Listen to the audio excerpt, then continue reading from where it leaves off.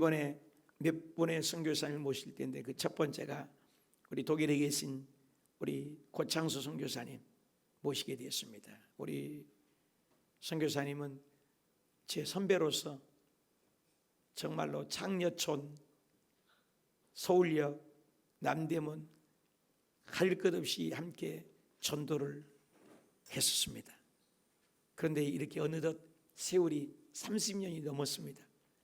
그렇게 열심히 전도했는데 저도 선교사를 가둬왔고 또 우리 선교사님도 이렇게 열심히 사역하시고 독일 프랑크푸르트에서 훌륭하게 사역을 감당하고 계십니다. 우리 선교사님 나오실 때 큰 은혜 받고 수고하셨습니다. 그리고 감사합니다. 이런 마음을 가지고 큰 박수로 맞이해 주셔서 우리 선교사님을 맞이하도록 하십시다. 우리 선교사님 등단하겠습니다. 할렐루야!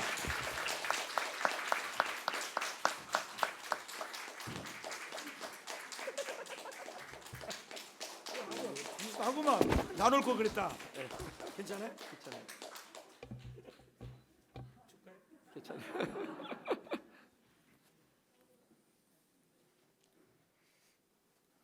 할렐루야. 저는 우리 일산 호수교회 정말 아주 가까운 교회 같아요. 최근에 또 영상으로 여러분과 함께 저녁 기도회 또 우리 7시간 영예 기도회도 몇 번 참석해서요 함께 기도하고 근데 참 귀한 우리 교회에 정말 우리 정양식 목사님과 여러분들 대단하고 하나님께서 우리 교회를 통해서 여러분의 귀하게 쓰시고 이 땅의 교회 또 하나님 나라에 선한 영향력을 끼치는 아름답고 복된 교회가 될 줄로 기대가 됩니다. 믿습니다. 잠깐 기도하겠습니다. 아버지 하나님 감사합니다. 또 이 귀한 세계 선교대를 통해서 고국에 또 오게 하시고 함께 우리 모든 또 성도들을 만나게 하시고 또 이 귀한 아름답고 복된 성전에 또 예배를 드릴 수 있도록 인도하여 주심을 감사합니다. 우리 귀하고 아름다운 이 교회를 통하여서 하나님의 뜻이 이루어지고 또 하나님의 계획 가운데 아버지 영의 기도, 아버지 성령의 기도를 하게 하시고 아버지 지속적으로 부르짖어 간구하여서 하나님의 놀라운 일들을 행하게 하심을 믿습니다. 하나님 주의 나라와 주의 영광이 이곳에 임하게 하시고 또 우리 모든 성도들 통하여서 흘러보내게 하시고 아버지 하나님의 나라 확장과 하나님의 놀라운 부흥과 성장이 이루어지는 복된 교회 되게 하여 주시옵소서. 부족한 종 이 시간에 말씀을 들고 섰습니다. 하나님의 도구로 온전히 사용하여 주시고 말씀의 은혜를 나누는 귀한 시간 되게 하여 주옵소서.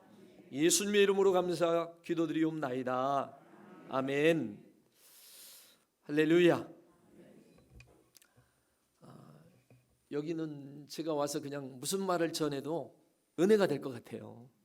여러분들 기도를 엄청 많이 하셔서 그래서 제가 참 기대가 되고 우리 정 목사님을 통해서 하나님의 이 마지막 때 놀라운 일들을 이 교회를 통해서 행하게 하실 거다.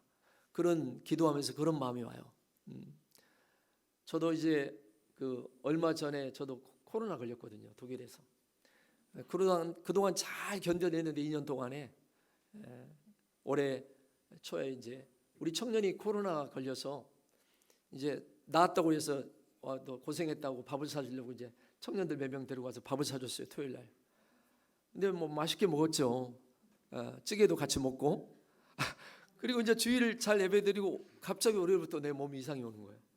막 몸이 막 몸살기가 있고 아프고 이상하다 그래갖고 자가 키트를 딱 해보니까 빨간 줄이 정확하게 2개가 나와버린 거예요. 깜짝 놀랐어요. 그래서 같이 먹었던 식사했던 청년들한테 물어봤어요. 너 빨리 자가 키트 해라. 우리 딸도 같이 먹었거든요. 근데 그 다른 청년은 안 나왔어요. 나만 나왔어요. 근데 그 청년도 결국 그 다음 날 나왔어요. 우리 딸은 안 걸리고 둘이 걸려가지고 엄청 고생을 했어요. 나는 백신을 3번 맞아가지고 뭐 가볍게 지나갈 줄 알았어요. 그 청년도 걸렸던 청년도 뭐 2, 3일 아프고 말았대요. 그래서 이제 그런가 보다 하고 했는데 와, 뭐 장난 아니게 아파가지고요. 제가 이렇게 아파본 적이 처음이에요. 막 머리 아프고 온 몸에 열이 있고 한 일주일은 정말 아프고 또 그 후유증이 한 달 이상을 가는 거예요. 어쨌든 저도 이제 그래서 이제 강한 면역력이 생겼습니다. 이제는 사실 마스크 안 써도 되는데 여기 오니까 왜 다 마스크 쓰지 말라고 하는데 전부 마스크를 쓰고 다니는 거예요, 길거리에서. 독일은 다 안 써요. 거의 안 쓰고 어쩌다 한두 명, 또 아시아 사람은 또 꼭 그걸 쓰고 다녀요. 대부분 안 써요. 근데 여기는 다 해제됐는데도 얼마나 철저하게 지키는지. 그래서 저도 할 수 없이 쓰고 다니는 거예요. 네, 어쨌든 이 어려운 과정을 우리가 이렇게 헤쳐나가고 있고요. 그러나 다 지나갑니다. 모든 건 지나가요. 우리 한국도 지금 거의 지나가는 과정에 정말 우리 한국이 방역을 잘해서 독일에서도 한국 사람이라고 하니까 막 이러는 거예요. 방역 잘한다고 인정을 하는 거예요. 중국 사람 하면 막 좀 싫어하고 한국 사람이니까 이렇게 하고 인정을 해요. 자, 우리는 이렇게 주 안에서 이렇게 참 오랜만에 만나도 엊그저께 만난 것 같고 가족 같고, 한국에 오니까 너무 그냥 공기만 쐬도 좋고요. 너무 마음이 편안하고 좋아요. 그래서 역시 고향 같은 느낌이 들고, 그러니까 한국에는 꼭 1년에 한 번씩은 와야 되겠다. 내가 좀 회복되기 위해서라도. 외국에서 살다 보니까 말도 잘 안 통하죠. 대화를 별로 안 합니다. 저는 우리 교회 온 외국인들은 이제 같이 또 저희 아들이 동시통역하고 설교를 잘 드리고 있고, 그러다 한국 사람들 상대로 교민 목회를 하다 보니까 제가 독일을 거의 못해요, 아직도. 우리 아들은 저만 보면 아빠 꼭 영주권을 따세요. 시험에 배아인서를 받아가지고. 그래서 좀 공부를 해보려고 하니까 우리 딸이 이제 가르쳐줘서 공부를 하면 이 단어가 며칠 지나면 다 잊어버리는 거예요. 한 3, 4일은 가요. 근데 일주일 지나면 단어가 잘 생각이 안 나. 이게 젊어서 공부해. 저도 60이 넘었거든요. 그러나 요새는 70도 건강하게 팔팔하고 아프지 않고 건강하게 잘 사는 게 복인 것 같아요. 그래서 여러분들도 코로나가 이제 좀 약해지고 그랬기 때문에 걸려도 대부분 거의 감기처럼, 그러나 또 지병이 있으신 분은 힘들겠지만 건강 유의하시고, 우리 건강에 오랫동안 잘 살고 하나님이 기뻐하시는 복된 삶을 사는 것이 중요합니다. 오늘 이 시편 23편 1절에서 3절 이 말씀을 가지고 부족함이 없는 삶이라. 자, 우리 모두는 부족함이 없는 삶을 꿈꾸고 있죠. 그래서 열심히 일하고 열심히 돈을 벌고 살아가는데, 행복의 기준은요 주로 만족도로 평가해 볼 수 있습니다. 아무리 많은 것을 가지고 있어도 만족하지 못하면 아직 행복한 단계라고 말할 수 없어요. 그런데 우리가 만족이 참 쉽지 않잖아요. 자, 전도서 1장 8절에 보면요, 모든 만물이 피곤하다는 것을 사람이 말로 다할 수 없나니 눈은 보아도 족함이 없고 귀는 들어도 가득 차지 아니하도다라고 말씀합니다. 자, 오늘 우리가 읽은 이 시편 23편 1절의 말씀이 우리 눈길을 사로잡습니다. 여호와는 나의 목자시니 내게 부족함이 없으리로다. 자, 이 말씀은 우리가 너무나 익숙하기에 막연하게 읽고 지나갈 수 있습니다. 자, 이 시편 23편은 다윗의 삶이 녹아있는 자전적인 그런 시입니다. 이 다윗의 고백은 오늘 우리가 현대를 살아가는 우리에게도 참으로 이제 낯선 고백인데, 자, 부족함이 없다는 것은 우리의 삶과 동떨어져 보이기 때문에, 자, 다윗은 어떻게 이런 고백을 할 수 있었을까요? 나는 부족함이 없으리로다. 어떻게 이런 고백을 할 수 있을까요? 자, 혹시 우리는 반대로 이야기하지 않습니까? 나는 부족함이 많도다. 나는 부족함이 없다고 이렇게 삶을 진짜 고백하는 사람이 얼마나 있을까요? 되게 우리는 부족함을 느끼고 살잖아요. 자, 오늘 우리가 이 시대를 지식사회라고 얘기합니다. 그런데 지식을 아무리 쌓아도 끊임없이 부족을 느낍니다. 오랫동안 꿈꿔왔던 목적을 이루었음에도 여전히 부족을 느낍니다. 늘 2%가 부족한 그런 느낌이에요. 남들이 보기에는 성공한 사람들이 있습니다. 그러나 여러분, 성공과 만족은 다릅니다. 성공이 만족을 보장해 주지 않습니다. 오히려 성공할수록 더 많은 불만족에 시달립니다. 풍요 속에 결핍을 경험하게 되죠. 자, 인간은요 결핍을 느낄 때 심리적으로 불안해지고 우울해집니다. 또 부족함 때문에 원망과 불평이 늘어나고 열등감에 빠지기도 합니다. 여러분, 팔레스타인 지방에는요, 목초지가 어디에 있는 것이 아니에요. 그렇게 목자가 섬세하게 인도가 없으면 양은 생존 자체가 불가능합니다. 그런 의미에서 양에게 목자는 절대적인 존재예요. 광야 같은 우리가 이 세상을 살고 있습니다. 모든 것이 넘쳐나는 세상 같아 보이지만 일상 안으로 들어가면 무한 경쟁 속에 우리가 살아가고 있습니다. 과연 부족함은 우리가 해결할 수 있는 것일까? 자, 사람들은 결핍을 채우기 위해서요, 일평생 땀을 흘리면서 성실히 살아갑니다. 현대인들 가운데 성실하지 않는 사람이 어디 있겠습니까? 그러나 많은 사람들이 결핍의 문제를 해결하지 못합니다. 우리의 성실과 노력을 넘어선 무언가가 있다는 것입니다. 인간이 겪고 있는 결핍의 궁극적인 원인이 있습니다. 거기에는 인간의 죄가 있습니다. 죄가 가져온 결과는 우리가 생각하는 것보다 훨씬 큽니다. 자, 에덴 동산에서 하와는 뱀의 유혹에 넘어갔죠. 여러분, 에덴 동산이 어떤 곳이에요? 부족함이 있는 것이에요, 없는 것이에요? 전혀 부족함이 없도록 하나님이 만들어 놓으셨잖아요. 그런데 그곳에서 완벽하게 갖춰진 그런 부족함이 없는 곳인데, 여러분, 마귀의 유혹이 매우 교묘합니다. 그 완벽한 곳에서 부족한 것이 있다고 여기게 만든다는 거예요. 오늘날도 마귀는 기발하게 유혹합니다. 부족해서 부족한 것이 아니에요. 모든 것이 넘치는 곳에서 부족을 느끼게 만드는 것이 마귀의 전공이에요. 결국 아담과 하와는 뱀에게 속아서 하나님 말씀에 불순종합니다. 그 결과 에덴의 풍성함을 잃어버리고 말죠. 마침내 결핍이 시작되었어요. 아담과 하와는 결핍을 스스로 채우기 위해서 땀을 흘려 수고를 해야 합니다. 땀과 수고를 하며 소산물을 얻는 것도 저주의 일부이지만 또 다른 저주가 있습니다. 아무리 노력해도 만족할 수 없다는 것입니다. 무엇이 문제입니까? 필요가 채워져도 만족이 오지 않습니다. 여러분, 죄는 탐심을 불러옵니다. 인간의 탐심, 욕망은 한계가 없어요. 불만족과 불평이 많아진 이유가 무엇일까요? 이전보다 부족해졌기 때문이 아니라 이전보다 욕구나 탐심이 더 많아졌기 때문입니다. 우리나라에도 배고픈 시절이 그런 시절 지날 때가 있었잖아요. 옛날에 그때는 배를 채우는 게 이슈예요. 근데 지금은 배는 채워졌지만 만족이 안 됩니다. 필요는 해결됐지만 만족은 잠시뿐이고 갈증이 밀려옵니다. 욕망이 문제.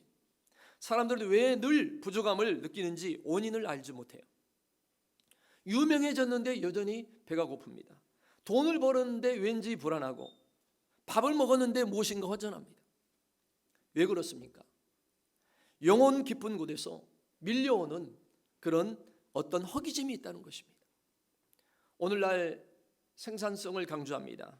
기업은 계속 신상품을 만들어내고 소비자들에게 새로운 상품에 대한 그런 갈증을 유발시킵니다. 그 일에 실패하면 기업이 망하기 때문에 사람들의 영혼을 계속 흔들어 놓아야 돼요. 거액의 광고비를 투자하면서 사람들의 갈증을 일으킵니다. 다르게 말하면 갈증이 아니라 불안을 일으키는 겁니다. 사람들이 더 세련되고 편리하는 것을 가져야 불만족이 사라지고 행복할 것이라는 환상에 젖어들게 만든다는 거예요. 자, 오늘 우리 다윗의 고백을 잘 보아야 돼요.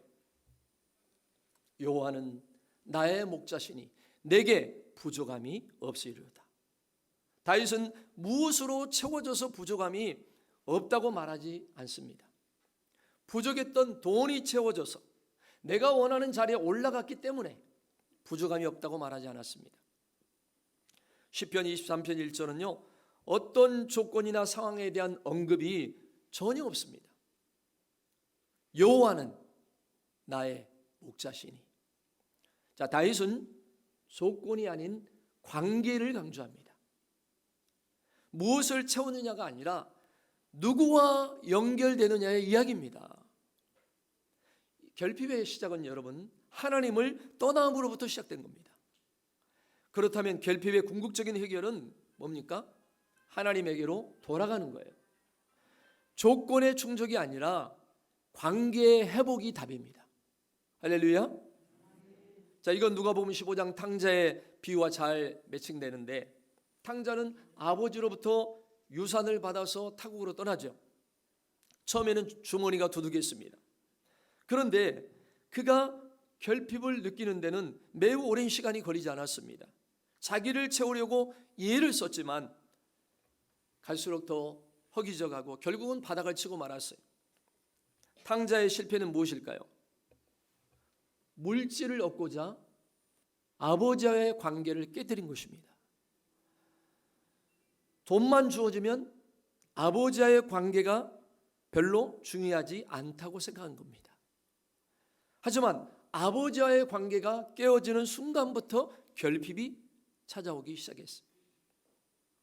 인간의 결핍은 하나님을 떠난 자리에서 생겼습니다.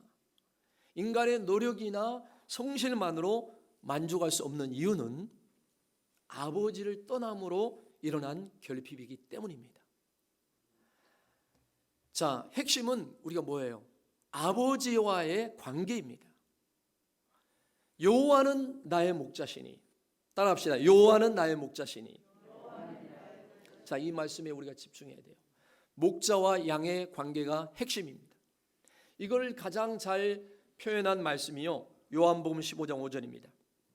나는 포도나무요 너희는 가지라. 그가 내 안에 내가 그 안에 거하면 사람이 열매를 많이 맺나니 나를 떠나서는 너희가 아무것도 할 수 없는지라. 그리스도와의 관계 안에 있을 때 풍성함이 찾아온다는 거예요. 자, 시편 23편만큼 유명한 신약의 구절이 있어요. 빌립보서 4장 13절에 내게 능력 주시는 자 안에서 내가 모든 것을 할 수 있느니라.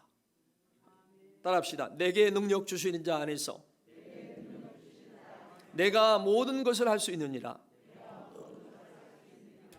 자, 여기 보면 시편 23편에 여호와는 나의 목자시니 그랬죠. 빌립보서 4장 13절에는 내게 능력 주시는 자 안에서, 모두 뭘 강조합니까? 하나님과의 관계를 초점이 있는 거예요. 이것이 신앙의 핵심이에요, 여러분. 이렇게 풍요로운 시대가 없었습니다. 하지만 어느 때보다도 사람들의 불만이 많습니다. 이전보다 더 목이 마릅니다. 사람들은 무엇인가가 채워지지 않는 것에 의해서 불행을 느끼고 있습니다. 탐욕이 문제예요. 하나님은 우리의 탐욕을 해결해 주시는 분이 아닙니다. 하지만 분명한 것은 하나님은 우리를 넉넉한 삶으로 이끌어 주시는 분이라는 겁니다. 빌립보서 4장 18절에서 내게는 모든 것이 있고 또 풍부한지라고 말하고 있습니다. 자, 이 고백을 할 때 바울은요, 그가 어디에서 고백했느냐? 감옥 안에서 고백했어요. 감옥에 있어. 모든 걸 가지고 있어서 풍부하다고 말하는 것이 아닙니다. 현재의 상태에 만족하고 있다는 뜻입니다. 외적인 조건, 환경의 문제가 아니라 하나님과의 관계 안에서 주어지는 내적 충만함이 바울로 하여금 이런 고백을 하게 했습니다. 다윗의 인생은 굴곡이 참 많았잖아요. 그가 가장 힘든 시간이 언제였을까요? 사울의 칼날을 피하여서 다니는 때가 가장 어려웠을 것입니다. 그러나 더 힘든 시기는요, 하나님과의 교제가 단절되어 버린 밧세바 사건 이후입니다. 죄로 인해서 하나님과 멀어져 버렸어요. 겉으로는 왕자에 있는 이스라엘의 화려한 왕이었지만 그 속에는 신음소리를 내고 있었어요. 그걸 어떻게 알 수 있느냐? 시편 51편을 보면요, 그의 회개시를 보면 알 수 있습니다. 마치 뼈가 꺾인 것 같은 고통을 겪고 있다고 말했습니다. 그의 심령이, 그의 마음이 죄의 문제가 해결되지 않으면 공허하게 됩니다. 다윗은 이 죄 문제를 해결해서야 비로소 기쁨이 회복되는 거예요. 사랑하는 성도 여러분, 우리 안에 결핍의 현상을 여러분 누가 만들었을까요? 이것이 하나님의 작품입니다. 하나님은 우리가 세상의 어떤 것으로도 만족할 수 없도록 그렇게 하셨어요. C.S. 루이스가 이 부분에 대해서 잘 표현하는데요. 만일 내 안에 이 세상의 어떤 경험으로도 결코 만족을 줄 수 없는 갈망이 있다면 나는 다른 세상을 위해서 지음을 받은 것이다. 이렇게 말했어요. 자, 이 세상의 어떤 것으로도 만족할 수 없다면 우리는 이 세상을 위해서 지음을 받은 존재가 아니라는 겁니다. 그래서 절대 만족이란 없습니다. 부족함을 느끼는 것이 정상입니다. 그런 의미에서 우리 그리스도인에게서 부족함의 상태는 하나님의 은혜입니다. 왜요? 우리가 그 부족함을 느낄 때 비로소 하나님을 찾기 때문입니다. 보세요. 사람들 보면 옛날에 우리도 80년대, 70년대 이때는 정말로 기도에 힘썼잖아요. 부르짖고 철화도 많이 나오고 또 신년 금식성에도 가득 찼어요. 기도원에 그게 계단에도 앉고. 근데 지금은 그때처럼 그렇게 많이 모이지 않고 그렇게 뜨겁게 기도하잖아요. 왜? 배가 부르기 때문에. 삶이 좀 넉넉해졌기 때문에. 옛날같이 그렇게 막 부르짖어 기도하는 게 적어졌어요. 안타까우죠. 너무 안타까우죠. 근데 이런 시대에 나는 이 교회가 7시간 영어로 기도한다는 말도 깜짝 놀랐어요. 이런 기도는 쉽게 할 수 있는 기도는 아니잖아요. 저도 아직까지 7시간 기도해 본 적이 별로 기억이 안 나요. 3시간 정도는 이렇게 기도했지만 이건 보통 힘으로 할 수 있는 일이 아니죠. 하나님의 은혜를 주셔야 되고 또 매일 새벽 기도도 하지만 매일 저녁 기도해요. 여러분 이런 교회에 다니는 것이 큰 축복이에요. 여러분 아무나 할 수 있는 교회가 아니에요. 여러분 아무나 할 수 있는 일이. 아멘. 여러분들이 매일 기도하면요 우리는 여호와가 나의 목자 되심을 우리가 고백할 수 있게 되고 부족함이 없음을 느끼게 됩니다. 주님 안에 있으면 당연히 부족함이 없죠. 예수 안에 있는 사람은 부족함이 없는 삶을 살게 된다고 성경에는 말씀하고 있어요. 오늘도 우리 집사님과 권사님 이제 되실 분이죠. 집사님 부부가 멀리서 저를 일부러 여의도까지 와서 픽업해서 이곳 교회 왔어요. 같이 한참 얘기하면서 정말 지금이 우리 남자 집사님이 지금이 너무 진짜 가장 좋다, 평안하고 기쁘다는 거예요. 평안하다는 거예요. 왜 그럴까요? 늘 아침에도 매일 기도하고 저녁에도 매일 기도하고 먼 곳에서 거기 어디죠? 용인에서 여기까지 와요. 그래서 집사님 멀리서 여기까지 오는 거 하나님이 다 기억하시고 다 계산합니다. 가까이서 오는 것보다 멀리서 오는 것도 힘들잖아요. 시간이 더 많이 들어가잖아요. 그러나 하나님은 절대로 그걸 계산하고 은혜를 주시고 축복하셔요. 오히려 집 앞에 교회 앞에 있는 사람이 늦게 와요. 보면은 제일 늦게 와. 멀리 있는 분이 대부분 빨리 오셔. 하나님이 기도 가운데 사시고 하니까 늘 마음의 평안이 기쁨이 넘친대요. 당연하죠. 기도하고 주님 안에 사니까. 여러분들 보니까 다 정말 기쁨이 충만한 것 같아요. 눈만 보이지만 눈에 다 보여요 지금. 기쁨과 평안. 이게 놀라운 은혜와 축복입니다 여러분. 어떤 상황에도 평안하고 어떤 상황에도 부족함이 없는 것. 손에 잡히는 거 있어서 보이는 거 있어서 우리가 부족함이 없다고 고백하는 게 아니에요. 여호와는 나의 목자시니 내가 부족함이 없으리로다. 자, 여러분 요한복음 4장에 보면요 사마리아 여인의 그 얘기가 나오죠. 이 사마리아 여인은 갈증으로 목이 말랐어요. 정오의 시간임에도 불구하고 그때 정오는 너무 뜨거워서 여인들이 물길로 오지 않아요.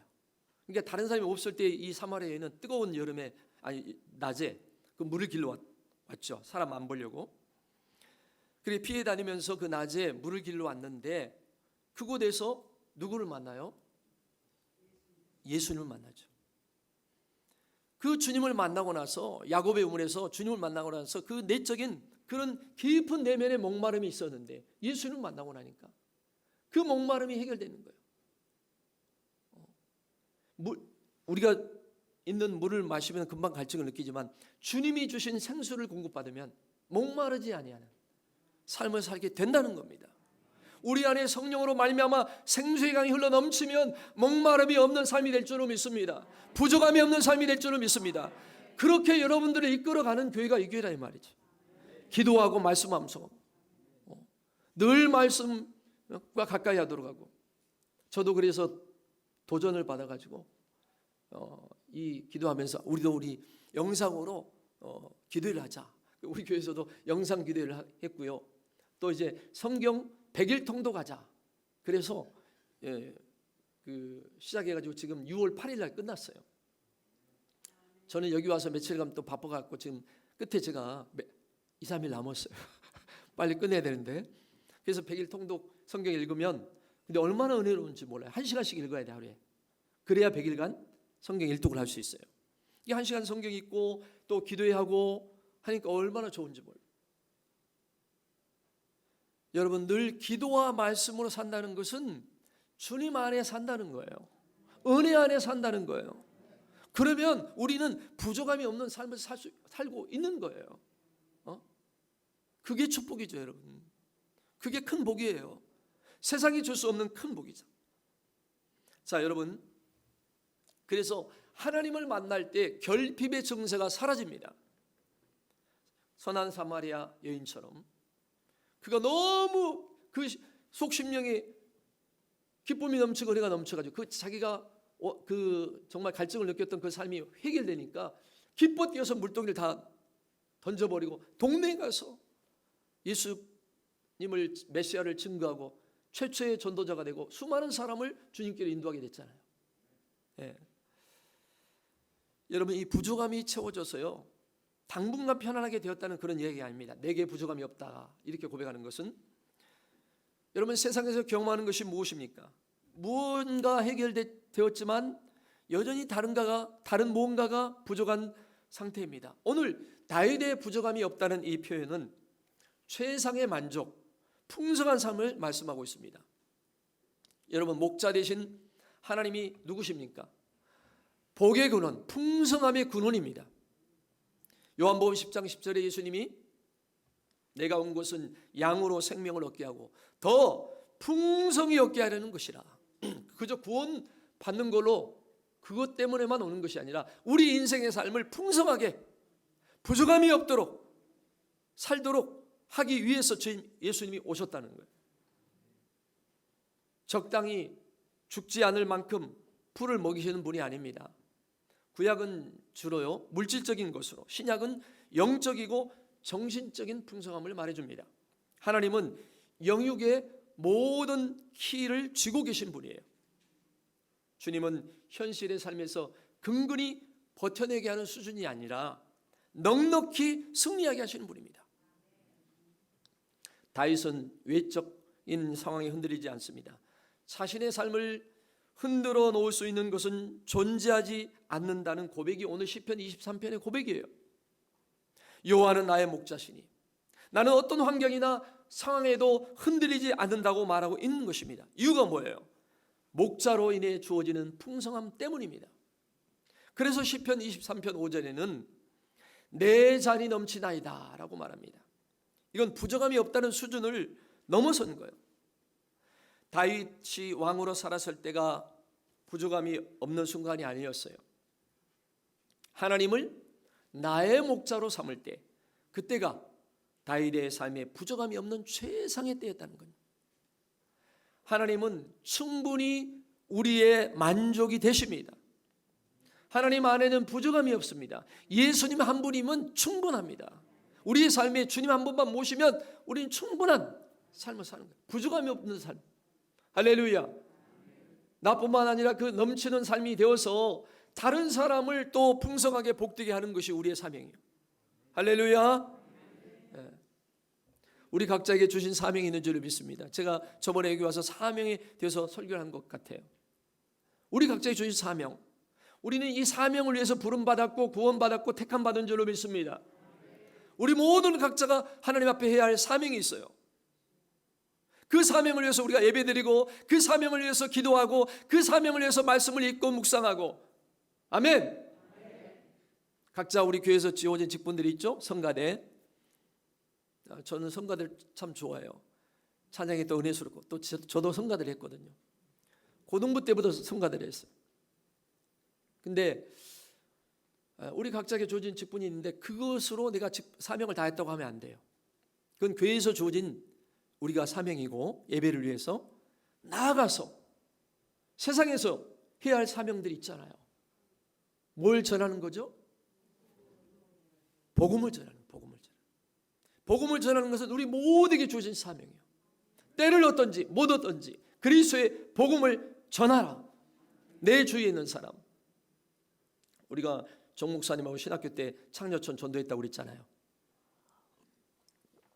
매일 주일마다 비가 오나 눈이 오나 저녁에 588 청량리 영등포 서울역 다 창녀촌이 있어요.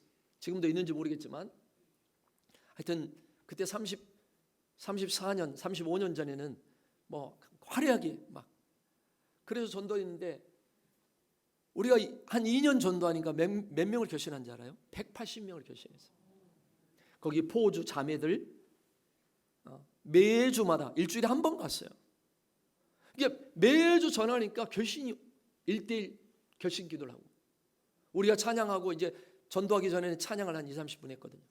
근데 찬양을 하고 있는데 어떤 아주머니가 우리 옆 곁에 오는 거야. 눈물을 흘리면서 나 같은 사람도 예수 믿을 수 있냐고 물어보는 거예요. 포주예요, 포주. 우리 아주머니나 저희들은 다 하나님 앞에 죄인입니다. 죄인입니다. 누구든지 예수 다 믿고 구원받을 수 있습니다. 눈물을 흘리면서 결심 기도를 따라. 이게 지속적으로 전도하면 하나님이 결심을 맺게 하는 거예요. 한두 번 전도하고 하지 말고 주위에 내가 전도하는 대상자들 지속적으로 기도하면서 찾아가고 전도하면 반드시 하나님께서 그 영혼들을 구원시키게 하실 줄을 믿습니다. 그리고 제가 이제 신학 졸업하고 노원순복음교회 갔거든요.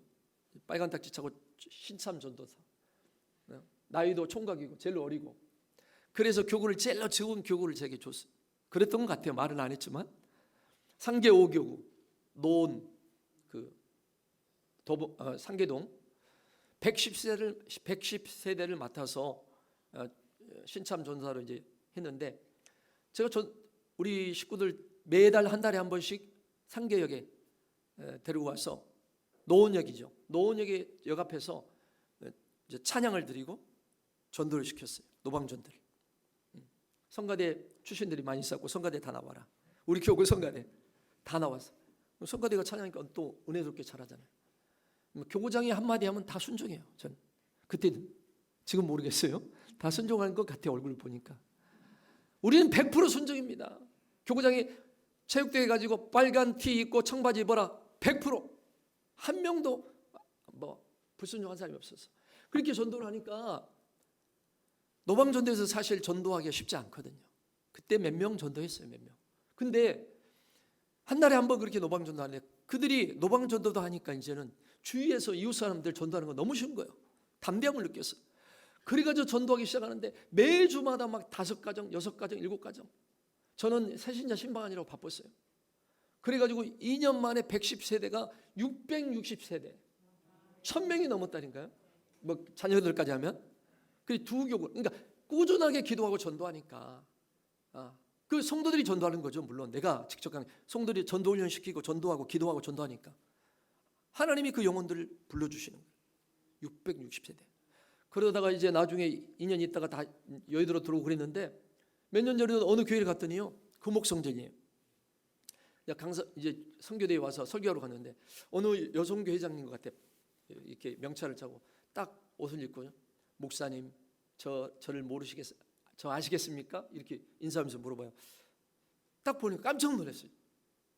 34년 전에 내가 노원순복교에 있을 때 그 사람이 세 가족이었어요. 몸이 아파서 병에서 병명이 없어요.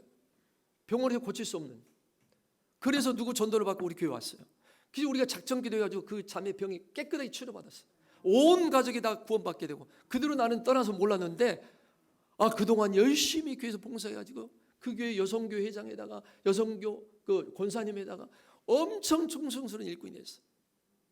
그런 사람도 이제 그런 분들 가끔씩 만나요. 막 20년 만에 30년 만에 목사님 그리고 나타나는 거예요. 교구에 이게 예배드리다 보면. 그 권사님이 또 전화 이번에 카톡 왔어요. 목사님 언제 시간 돼요? 식사합시다. 너무 그 귀한 분이에요. 제가 그분이 잊을 수가 없죠. 새 가족으로 왔다가 그렇게 열심히 봉사하고 헌신하니까. 그런 분들이 뭐 엄청 많죠. 우리 여기. 그죠? 여러분들도 다 귀한 일꾼들이 보니까.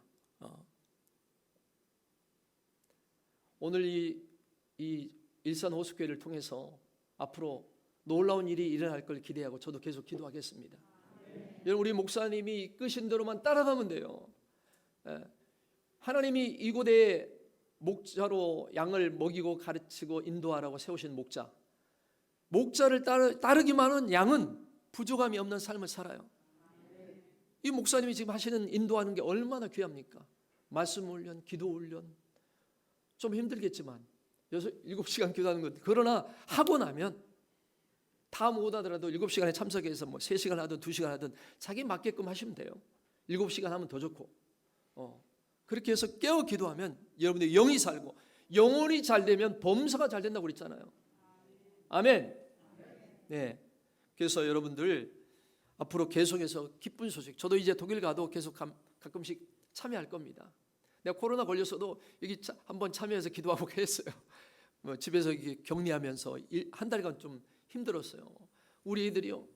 이제 일주일 지나갖고 이제 10일 저는 10일 지나도 이게 안 나와요. 키트가 음성이 안 나와. 그래가지고 좀 힘들었는데 좀 괜찮아지면 이제 애들 가까이 가서 이렇게 가면 아빠 빨리 들어가세요. 화장실 하나 썼거든요. 화장실 2개지만 하나를 큰 화장실 썼는데 가까이 오면 아빠 빨리 들어가요. 얼마나 서러운지. 저 혼자 그냥 방에서 있어가지고 참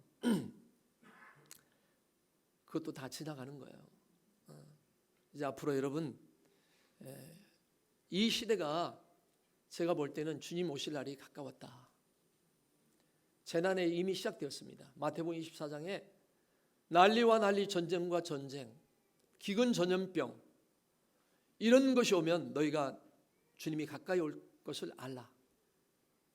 재난이 시작되었고 주님 오실 날이 가까이 왔다면 우리가 어떻게 살아야 되겠어요? 깨어 기도하라는 거죠. 깨어 기름 준비하고 그 지혜로운 다섯 처녀같이 깨어 있어야 돼요. 기름 준비해야 돼요. 저는 특별히 사명을 받을 때 주님을 만났어요. 제 고향이 목포거든요. 전라남도 목포 바닷가 출신이에요. 목포의 유달산에 있습니다. 제가 성령 세례 받으려고요. 그 당시 청년 때 우리 교회 자매 2자매가 엄청 방언으로 교회 와서 방언 기도하는데 너무 부러운 거예요. 그래서 나도 방언 기도를 받을 그때는 직장생활 할 때 제가 그 방언 기도를 받고 싶어가지고 같이 철야를 했어요. 그래서 이제 밤새 기도하는데 한참 기도했다고 생각했는데 눈 떠보면 10분이야. 10분. 뭐 20분 기도하는 게 너무 힘들어요. 할 말이 없어. 이것저것 해도. 그래서 그때 막 생명의 삶 큐티 보면서 철야를 시간을 때웠어요. 그렇게 막 갈급해하다가 그 자매가 어느 날 내 동생 또래 자매인데 오빠 오늘 우리 산기도 가는데 같이 가요. 그러는 거야. 얘들은 산기도를 많이 다녔던 거야. 복장을 다 하고 왔어. 10월 달인데 10월 31일. 나는 그냥 교회에서 철야하려고 가볍게 입고 왔거든. 근데 오빠 산기도 가면 은혜를 더 받기 좋다는 거야. 그래서 얼마나 막 아무리 며칠 철야도 안 되니까 뭐 한 달, 2달 이상 했죠. 매일 철야를. 그리고 이제 그 말이 듣고 그 자매들은 성령 충만하니까 순종했죠. 그 유달산에 밤에 10월 31일 날 산에 2등바에 높은 바에 올라갔어요. 그러면 자매들한테 부탁했죠. 나를 위해서 기도할 때 꼭 성령 세례 받게 해달라고 좀 중보기도 해달라고. 알았다고. 맨 2등바에 높은 데 올라가지고 이제 찬송을 같이 한 장 했어요. 성령이여 강림하사 하면서 딱 한 장 하고 자매들이 나한테 비닐을 하나 주더라고. 이게 밤이니까 춥잖아요. 10월 31일. 이미 자매들은 비닐을 다 준비해놨어. 자기들 옷도 두껍게 입고. 근데 내가 좀 추니까 이 비닐을 쓰면 괜찮을 거라고 딱 줘요. 그리고 이제 오빠라는 거 기도할 때 다른 기도하지 말고 할렐루야만 하래. 할렐루야만. 그래서 나는 좀 상식적으로 이게 할렐루야만 하면 이게 기도냐. 그런데 이 자매들이 성령 충만하고 방언하니까 알았다고. 그러고 이제 앉고 한 자매는 저쪽, 한 자매는 저쪽 안 보여요, 밤에. 그래서 발 붙잡고 제가 앉아서 기도하다가 정말 와, 놀라운 체험을 한 거예요.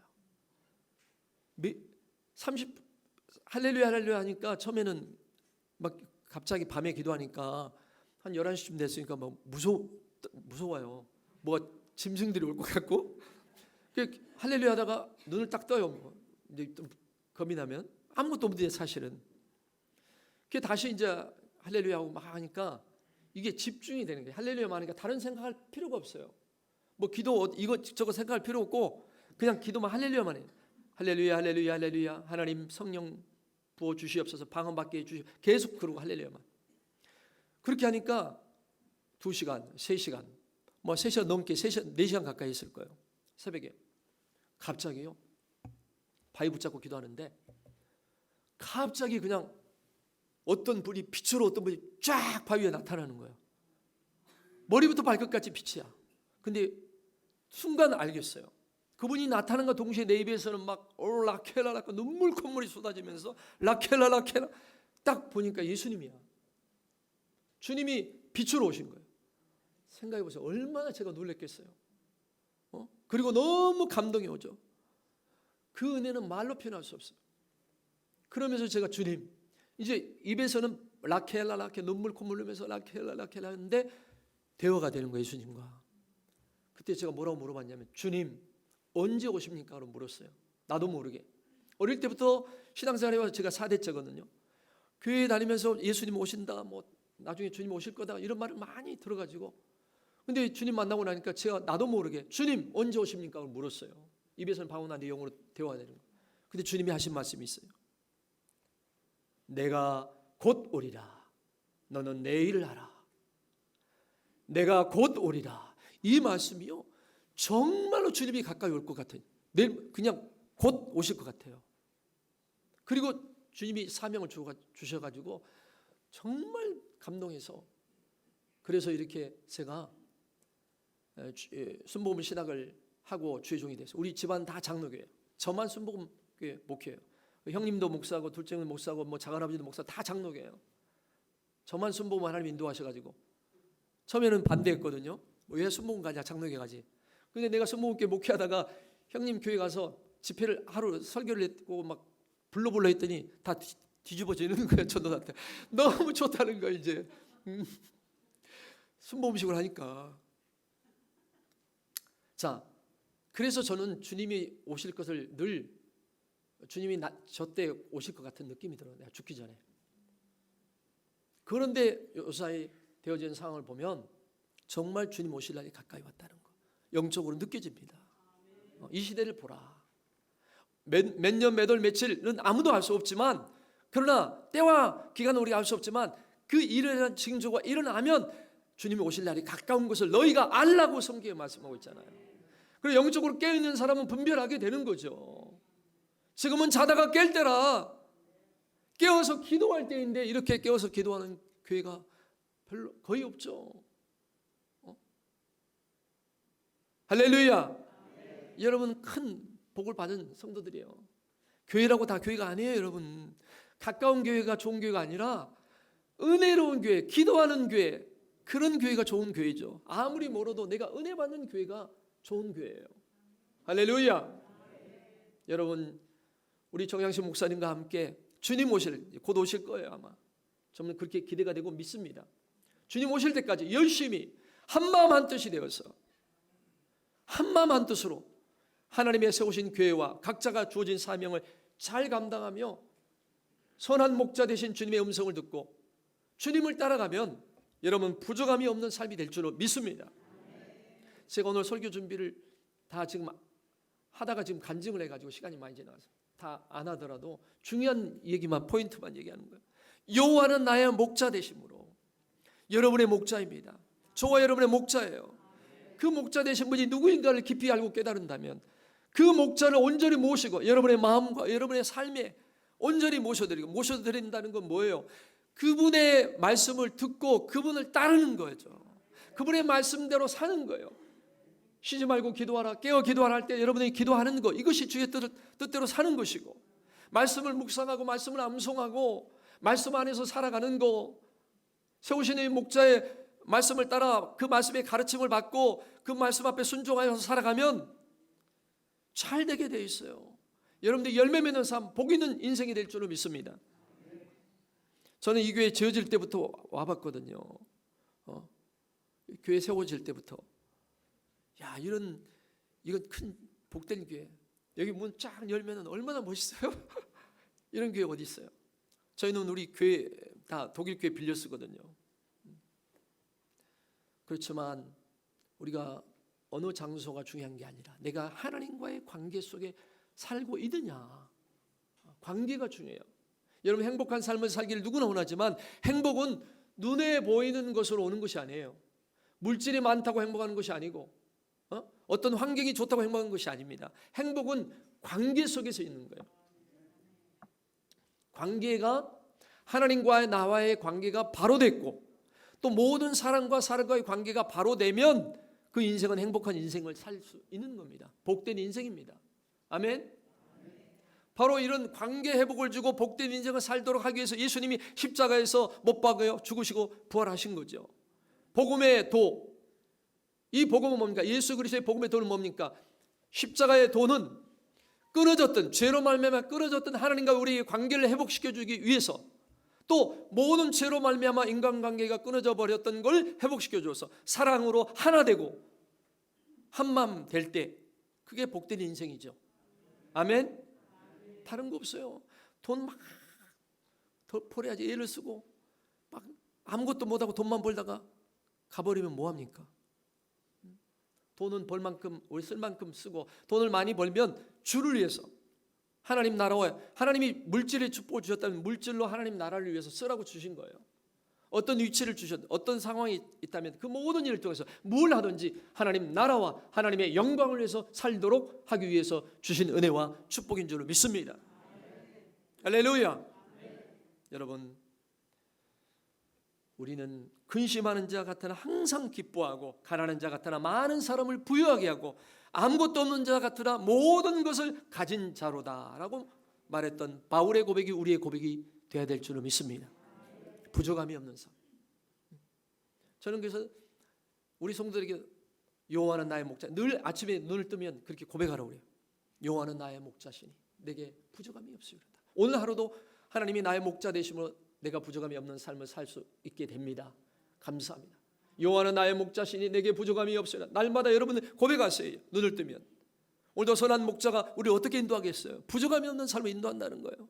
우리를 통해서 놀라운 일을 행하게 하신다는 거예요. 믿습니까? 아멘.